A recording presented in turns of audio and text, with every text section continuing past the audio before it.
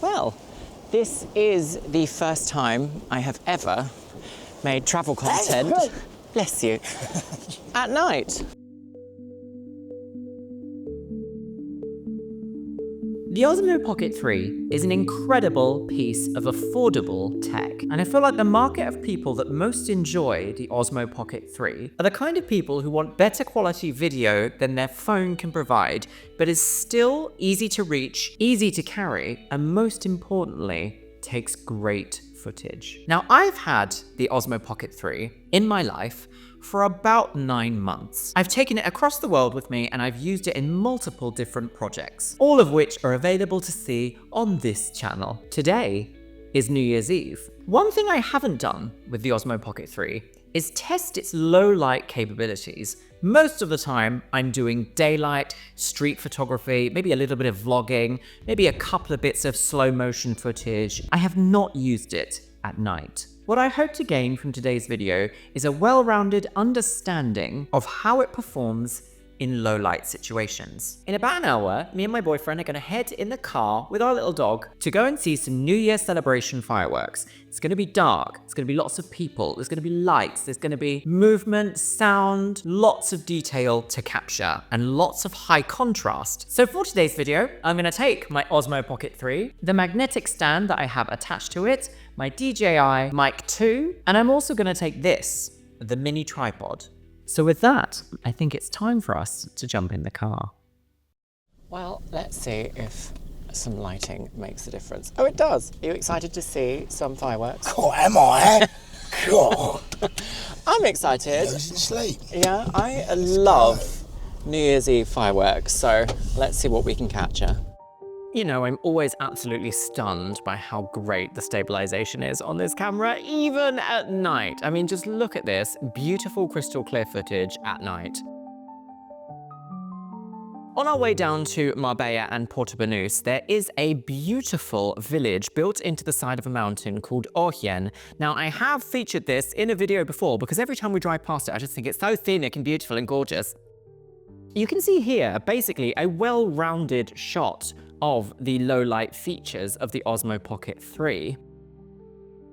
You can clearly see some lighting in the sky, you can see individual buildings, it's still pretty good at reproducing the color.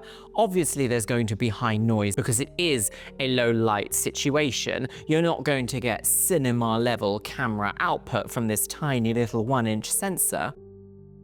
I decided at this point to whip out my iPhone 15 Pro Max and also film in 4K in low light mode to show you the difference between the footage.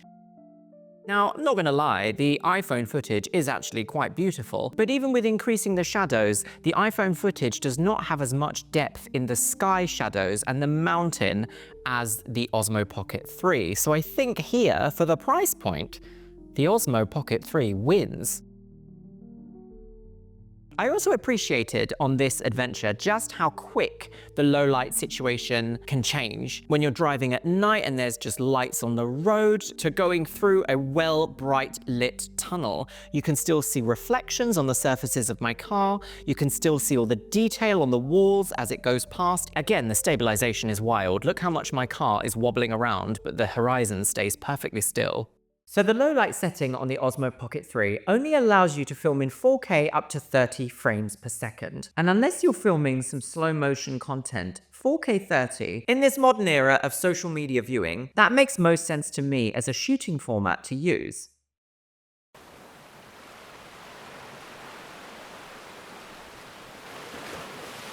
Well, this is the first time I have ever made travel content, bless you, at night.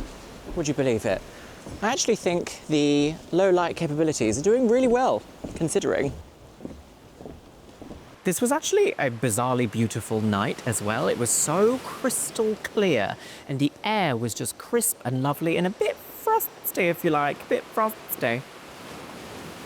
Even with direct sky shots, you can see individual stars.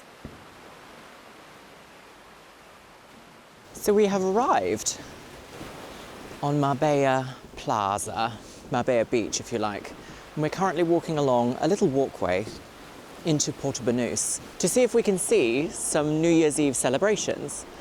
However, there is no one here, just us.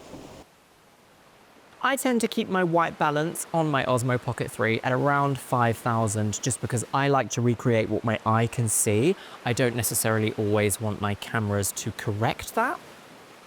I decided to put some of the shots really to the test here by purposefully facing the Osmo Pocket 3 at very bright lights whilst at night with silhouettes in front. And I think it behaved kind of how I would expect it to. You're not going to be able to pull any details from these super bright lights and highlights back. But I also wouldn't expect that from a camera like this. I would, however, expect that from, you know, perhaps an £8,000 cinema camera.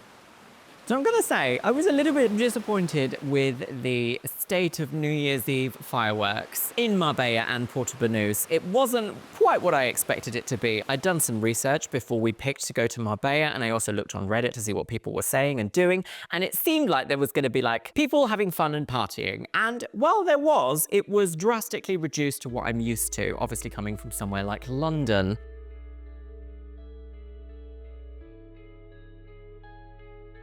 But even without color grading, the Osmo Pocket 3 has produced some beautiful scenes. Things I think really add to this story in this video of we've parked a little bit of a way away, we're walking, approaching these busy areas with our small dog to try and see if he's interested, to not put him in any pressure. Luckily, Biscuit's quite brave. Loud noises and fireworks have never really bothered him.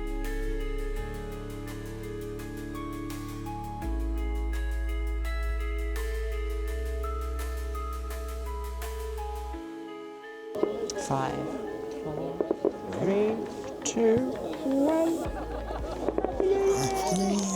Happy New Year. Happy New Year! Whoop whoop!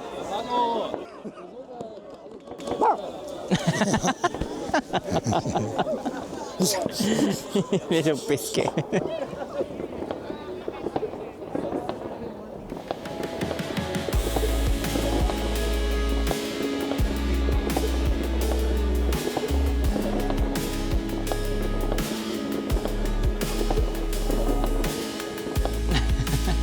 Beautiful.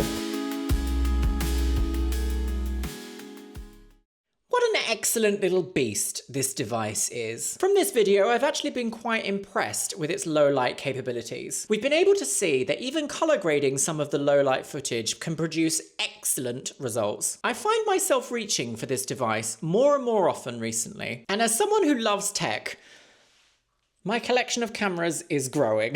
Gear acquisition syndrome is well known within the photography and videography community, but sometimes a piece of tech comes along and you just have to grab it. I'll be very interested to see what the next editions of the Osmo Pocket 3 are and how they're going to improve on this for the price point that it is at. Now, I must say, if you are using the low light mode on your Pocket 3, it can only shoot in horizontal. You can't use the low light mode for vertical style footage, such as Instagram Reels, TikToks, or YouTube Shorts. But if you know your way around an editing suite, that shouldn't really be an issue. During the filming of this video, I've compared some of the footage to my iPhone 15 Pro Max. And whilst the low light footage that this produces is quite good as well, I find it difficult to suggest that if you want a low light camera and the Pocket 3 is within your budget, I just can't recommend going out and grabbing the latest Pro Max iPhone. Let me know what your favorite scene was from this little vlog. I think this video on this channel is going to kind of live somewhere between tech review